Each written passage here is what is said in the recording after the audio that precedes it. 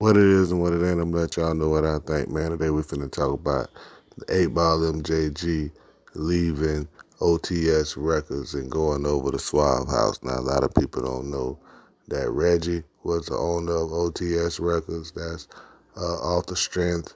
It was the first rap label in Memphis, Tennessee, and he had signed 8 Ball as a solo under the name Primrose.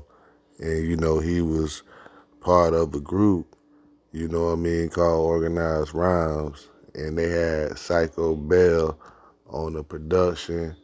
And pretty much everybody worked for Reggie at that time, And you had Slice over there, you had Player Fly, you had Gangsta Black, you had Skinny Pimp, Gangsta Pat. And, they had a whole bunch of stars, budding, especially they had that boy Tila. And they say Tony Draper came to Memphis to play a tape for Reggie for his group, Smooth Rhyme Criminals, and he ended up stealing uh, 8 Ball and MJG and Tila because, he tried to get them 50 bands for 8 Ball, MJG, and Reggie was like, nah, man, that's too much. And they was supposed to meet up in a certain part of town, and Reggie didn't feel comfortable meeting Tony Draper there, so it was like, we gonna meet up at the office. But what ended up happening was, a couple weeks later, 8 Ball and MJG put out something, music or something, and they heard he was in Houston with the boys, and, they ran off. And, Tony Draper broke them off like 40, 50 racks apiece. And then Reggie started putting out lawsuits against Tony Draper because Tony Draper ended up signing for 15 million and he only wanted to give 50 racks for 8 Ball MJG.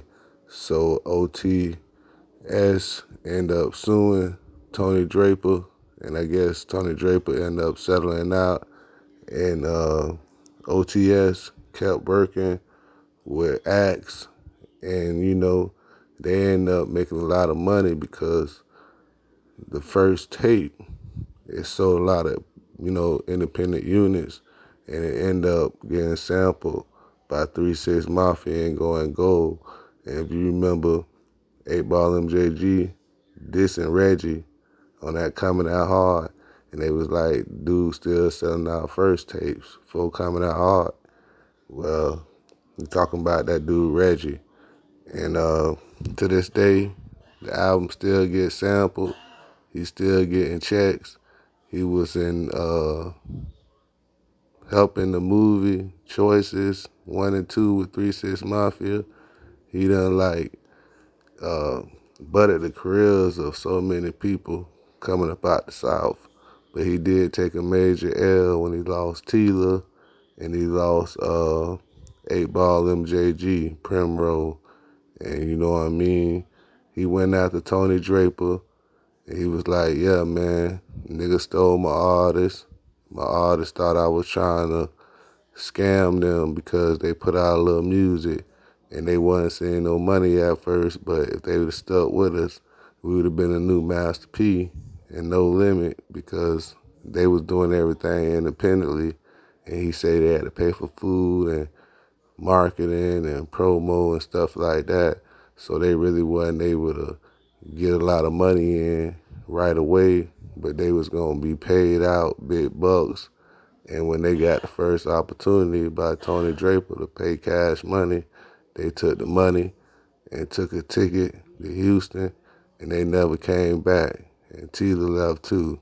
That's my story on the OTS Suave House beef.